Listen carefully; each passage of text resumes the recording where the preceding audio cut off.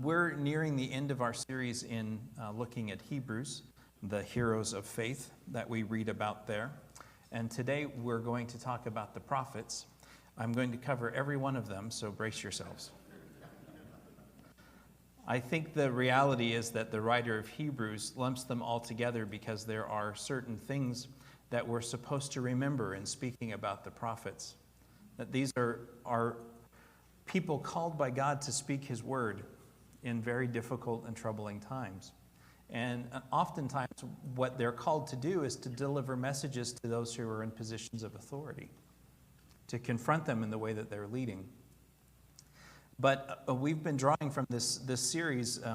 I have been remembering the flannel graph images that I saw of these prophets. And there's one story in particular that I remember that I want to share with you because it comes, we're going to be mostly in 1 Kings chapter 19 today. But I'll remind you of the background that you probably already know. Elijah is called to be a mighty prophet and speak against corrupt leaders in hopes of leading the people of Israel back to worship of God, rather than to what's happened where their leaders have embraced the worship of false gods, of Baal, and the cult of priests and prophets that have risen up that serve and lead in worship of Baal. Some people say Baal. And so this moment comes where Elijah is going to, he challenges them to a contest. The one lone prophet of God versus the mighty prophets of Baal. Do you remember that story from when you were a kid? And they go up the mountain and they're each going to have their sacrifices. They're going to build their altars and they're going to pray and do all sorts of things to invite the God that they serve to consume the sacrifice. And of course, it's one of the stories that I love because Elijah comes off very sarcastic. And he seems, maybe you need to shout louder. Maybe your God's busy. And he continues to confront these prophets. And of course, their sacrifice goes unconsumed. There's no act that sends fire that consumes their sacrifice. And then he has his altar assembled and built, and they douse water on it, and more water, and so much water that there's just water everywhere. And then he prays, and fire comes from heaven and consumes the sacrifice. And the part that we left out in the Sunday school story is, do you remember what happened to the prophets of Baal? Yeah, the people rushed and they killed any of the ones that were left over, but they were killed in this. That wasn't in the flannel graph. Could you imagine that one? And here's the slaughter. No, they left that part out. But the rest of that story is significant to me because Elijah, as a prophet, he has a moment that most of the prophets never have. Which is actually, I think, where we tend to think that we want to live and what we're seeking. Elijah, after that, is sort of this grand hero. And he's seen as this mighty man of God. And he thinks he's triumphed and on top of the world. And then it all falls apart. And that's the story that I want us to focus on this morning. That's what's told in 1 Kings chapter 19. So I'm going to start from reading from there. It's not going to be on the screen today because this week has been the longest week of my life. But we're in 1 Kings chapter 19. Now, Ahab told Jezebel everything Elijah had done and how he'd killed the prophets with the sword. So Jezebel sent a messenger to Elijah to say, "May the gods deal with me, be it ever so severely, if by this time tomorrow I do not make your life like that of one of them." And Elijah was afraid and ran for his life. The high doesn't last very long. When he came to Beersheba in Judah, he left his servant there While he himself went a day's journey into the desert, he came to a broom tree, sat down under it, and prayed that he might die. "I've had enough, Lord," he said. "Take my life. I am no better than my ancestors." Then he lay down under the tree and fell asleep. All at once an angel touched him and said, "Get up and eat." He looked around, and there by his head was a cake of bread baked over hot coals and a jar of water. He ate and drank and then lay down again. The angel of the Lord came back a second time and touched him and said, "Get up and eat, for the journey is too much for you." So he got up, ate, and drank. So Elijah has had this big moment on Mount Carmel. God gave him special strength, and he celebrates. Do you remember him running ahead of the king's chariots? And he came to Jezreel. He's a mighty hero. But soon Elijah has a great fall. Jezebel intends to kill him, and Elijah fears for his life. And finally, he wishes it was all over. He believes he's no better than his ancestors. That's a key line, that he believes that he's no better than his ancestors. And what should we take from that? They are a faithless people who do not hold on to serve the Lord alone. And Elijah recognizes in himself the same temptation to not trust in God. And he sees that. He allows his eyes to be taken off the mighty one of Israel and to be focused on the strength of men, the power of a queen, and the earthly power that sought to take his life. And that's all he can see, and he is afraid. And his heart is weakened and his spirit depressed. Have you ever been there? To that broom tree out in the middle of the desert where you're not quite sure what the future is? And sometimes you cannot see a way to embrace the life that God has offered to give you.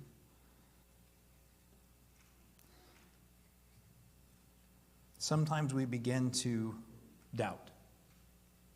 We look around the world and we see all of the problems that there are more than we see the power of God to deliver.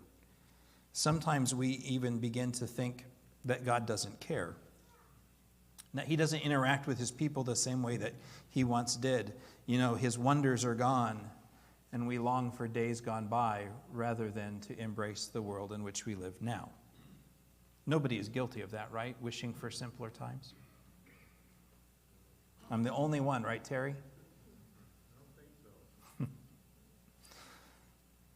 And in that moment, we become like our ancestors.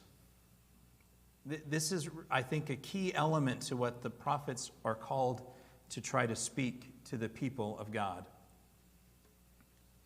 Do you remember when they were wishing to return to Egypt? Because they thought that at least in Egypt there was certainty. They knew what to expect. They even claimed that there's food to eat there. Do you remember those stories? And you're sitting there reading them going, you're longing for slavery rather than freedom? And we read it and we think, that is insane. Why would you long for that? Have you ever had a struggle with sin? And you knew the trap that it was and the burden it placed on your heart, and yet the temptation to return to what you think is normal, where you have this feeling of some control of your life, and you can reject the call of God to live and embrace freedom, and you become just like your ancestors who were willing to trade the promised land for the bondage of slavery. And so Elijah had run, but he had not gotten far enough to outrun God's care. That's the amazing moment of that story. Do you remember that as a kid, looking at the flannel graph of the cake provided to Elijah there by his head? He's collapsed in the desert, but God has sent an angel to minister to him. And then he's told to travel on farther. And so we continue reading. Strengthened by that food, he traveled 40 days and 40 nights until he reached Horeb, the mountain of God. There he went into a cave and spent the night. And the word of the Lord came to him. What are you doing here, Elijah? What do you suppose he's doing there? Hiding. Right? He's hiding. Now, Elijah's response is very interesting. Verse 10, he replied, I have been very zealous for the Lord God Almighty. The Israelites have rejected your covenant, broken down your altars, and put your prophets to death with the sword. I am the only one left, and now they are trying to kill me too. What's Elijah saying to God? This was not a very good deal I've made with you. Isn't that what he's saying? What do you think I'm doing here? I'm hiding because they're going to kill me just like they killed everybody else who's been faithful to you. I'm suffering because of you. Don't you think that's what he's saying? The Lord said, Go out and stand on the mountain in the presence of the Lord, for the Lord is about to pass by. Do you remember this story? It's a great moment. Then a great and powerful wind tore the mountains apart and shattered the rocks before the Lord. But the Lord was not in the wind. After the wind, there was an earthquake. But the Lord was not in the earthquake. After the earthquake came a fire, but the Lord was not in the fire. And after the fire came, do you remember? A whisper. A whisper. Now, we love that story.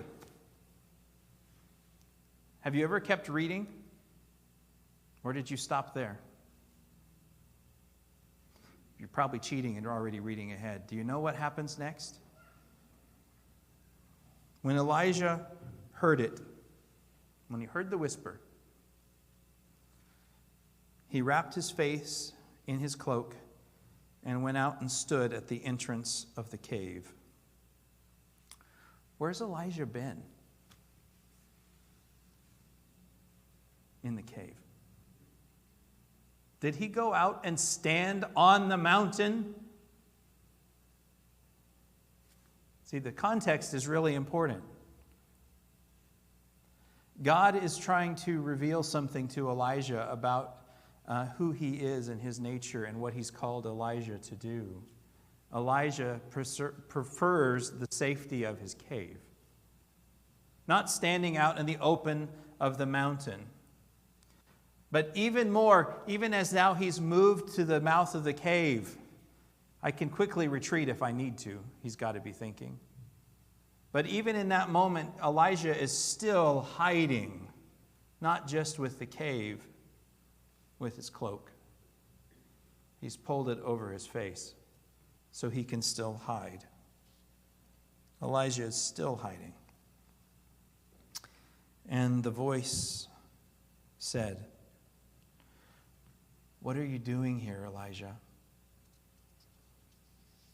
What are you doing here? That is a really big question in life, isn't it? What are you doing here? Why are you here? It's a question that many have tried to answer. But I think maybe we have missed the real question. Before God ever sends the wind, or shakes the ground, or sends the fire, or speaks in the whisper, he asks the same question. He asked the same question before and after. What are you doing here? Elijah tries to answer that question really by saying he doesn't really know. I don't know how this all went wrong. How did all of this get so crazy? I was doing what you told me to do. Where did it go wrong? Elijah doesn't know why he's here. Oh, he knows he's afraid, but he doesn't understand. And there are a lot of times when I don't either. Is that an okay thing to admit? Gene, is that all right if I say sometimes I don't have a clue? And the wind sure seems to be howling. The earth really seems to be shaking. There seems to be a fire trying to consume everything. And I wish things were different. And that's all really I can think. So I wish it was different. I would like to win once in a while. Have you ever thought that? That life circumstances, there doesn't seem to be much reason. How about, would you like to not feel alone? I don't really know. I think Elijah may be wrong. I mean, he's a human being, so there's a high potential. Is he really the last one left? He certainly feels alone. He feels abandoned, and he feels afraid. In that kind of moment, we need so desperately to hear from God. You see, and that's what the prophets were supposed to do, which is why I think the Hebrew writer ends with, "and the prophets." And all these great heroes of faith that we have been talking about and the lessons that we can draw from them to sustain ourselves in difficult times, to strengthen our faith and to remain faithful to Jesus.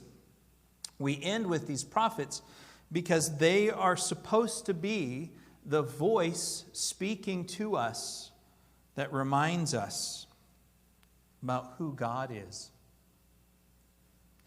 The one who created the earth and is its master. Who is in charge? God. Who holds real power? God. And who alone can speak to the heart of men? Just God. God alone. Who can build a church? God. Who can raise up a generation? Who can heal the brokenhearted? Only God. And the prophets are meant to remind us again and again that God alone is. Elijah found himself with his face covered, hiding in the wilderness, because he looked at the world around him and he did not see God. All he saw was trouble. And so he takes solace in hiding, waiting for the ends to come. In other words, he lost faith in the only one who is able to save. And that's why he told us at the beginning of this story, he's no better than his ancestors. And so I would challenge you this morning to ask you if you can remember the words that Jesus spoke to you. Because in difficult times and circumstances and struggle, the writer of Hebrews is trying to say there is an author and a perfecter of our faith. Do you run after him and hold to him alone? Or do you look for the easy path, the one that won't have the resistance from the world around you, and that you will reject the author and perfecter of faith in exchange for simplicity, ease, comfort, peace?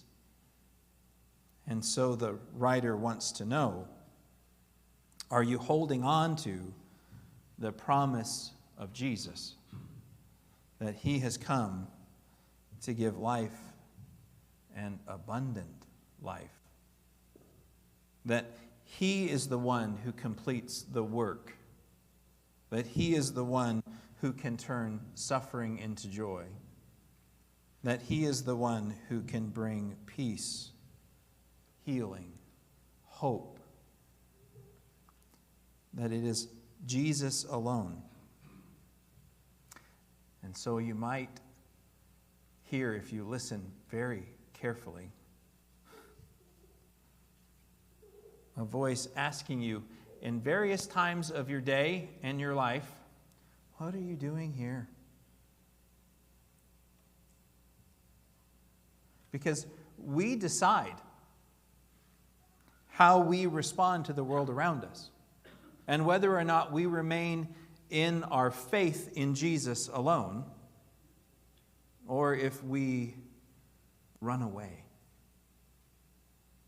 And you can see the picture that the writer of Hebrews is painting. And I don't know if he's thinking of Elijah running away because things have gotten hard. But I sure did when I think about the call to remain faithful to Jesus. When we run away, we don't discover the great gifts that God has to give us even in hardship. That there are blessings that God has that he wants to unfold for us. He wants us to see. We can fail to remember that God has cared for us all this way. That God has continued to work for our good.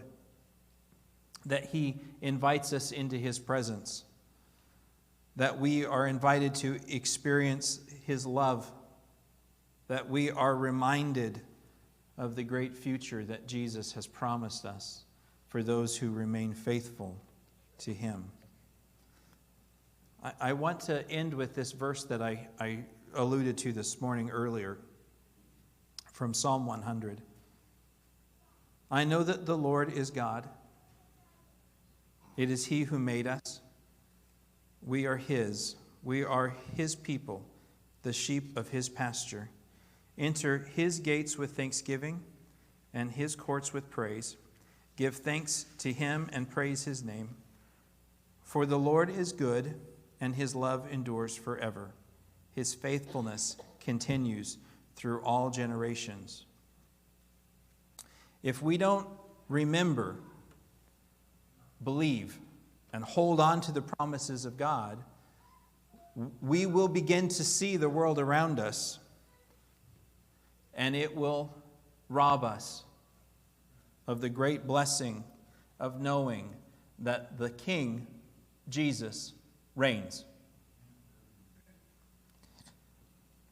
Through faith, even when we are weak, when we don't feel able, through faith, we are strengthened by the promises of God through Jesus. That it is the power of Jesus, his death and his resurrection, that empower our life, that guarantee our future, that when we gather together and we pray in his name, that he hears our requests, and that God is a Father anxious to give blessing. And that it is through the power revealed in Jesus that God makes us a strange thing in a broken world. Perfect. That God does that work. And we are called to trust in that alone. Seems like a strange season to offer an invitation. Man, maybe the world just needs to hear it more. Is life hard? Are things scary? Is the world spinning out of control? Come to Jesus. If that's where you are, come to Jesus, the rock, and build your life there. If you're a believer and you're in need of prayer, and encouragement, that we can strengthen you in any way, we would long for you to come and share those needs with us. Let's stand together and sing.